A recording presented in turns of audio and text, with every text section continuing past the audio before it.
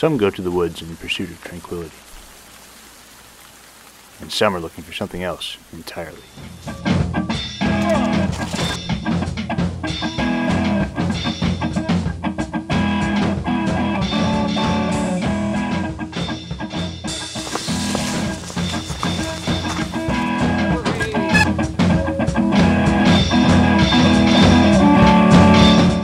A hiker who comes to the fells should have the ability to enjoy nature, to get away from the city.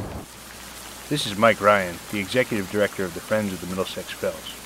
The Fells is a 2,000-acre forest reservation 20 minutes north of Boston.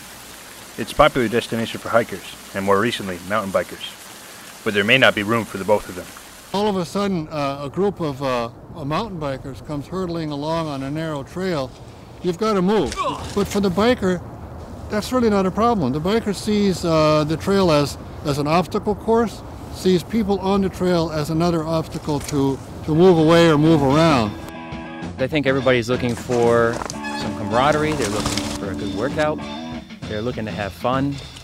Hi, my name is Chris Patrick. I'm a mountain biker, and my position with New England Mountain Bike Association is Vice President of Foxborough State Forest. Mountain biking organizations have increased bikers' legal access to trails and public parks, but some bikers find it necessary to cut their own illegal trails. My name's Dan Small. I'm the park ranger here in Lynn Woods. It's a 2,300-acre park that was created in 1890 for recreation and to protect the water supply for the city of Lynn. It's a 4-acre reservoir system here. We have about 40 miles of legitimate trails that were laid out for hiking and mountain biking and horseback riding and other recreational activities. We also unfortunately have about 6 miles of illegally built trails that were built by people, specifically mountain bikers looking for a different experience than we can offer. This is an example of an illegal trail in Lynn Woods, a stone bridge that bisects a half-mile-long wetland. This is probably environmentally the worst one in the whole park. And they've taken rocks here and they've tried to build up a causeway. The problem with that is that these kind of wetlands have a current to them. The water has to go from, in this case, right to the left. It's flowing downhill. It'll eventually go into a stream and then go into the reservoir. It goes into our drinking water supply. By building this causeway, they're going to back everything up. The leaves are going to catch in it. We're going to get a buildup of organic matter. They'll change the chemistry. They'll change the environment. They'll change the ecology of the wetland. And eventually it'll impact the whole area. Here's an example of what the biking community calls freewheeling, just ignoring trails altogether and just jumping off of rocks. In social media sites, somebody posts a picture of their big drop, and maybe their friend took a picture of them doing the drop, and just they could call it their own. Yeah, some of the more skilled ones, if you can call it that, have probably been riding down here. You can see the 2 brown lines on there. Plus, they've knocked the moss and things off. You find lichen on the ground, things like that. Here, there's too much to do here, and they're going to make this into a giant, what they call it, rock playground, which just makes me crazy. But this is an area that will be destroyed. Despite the negative effects of renegades, mountain bikers insist that by patrolling parks, they help keep them natural. Tree hugger! Prior to mountain bikers being in the woods got a lot of undesirable activity, let's just say. Everything from illegal motorized use, and in Lynn Woods, it was people living in the woods.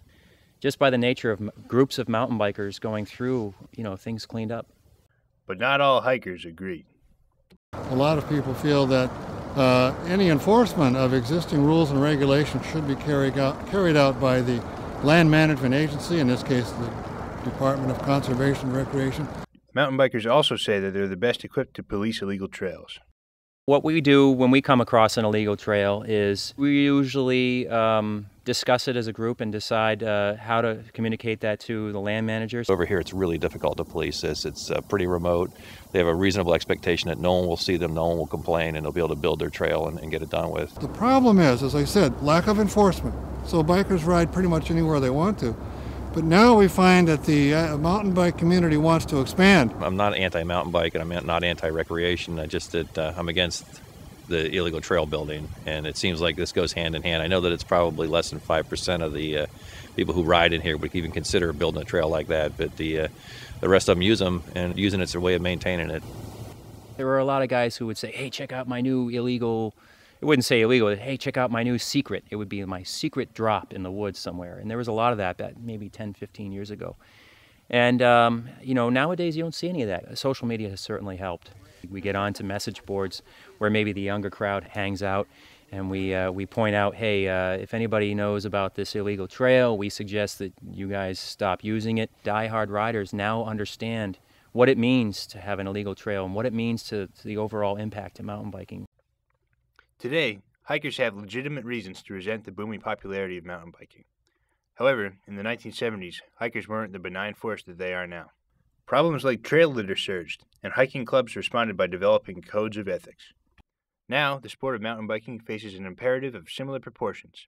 The solutions could be similar as well if mountain biking clubs can rein in the problem of illegal trail building.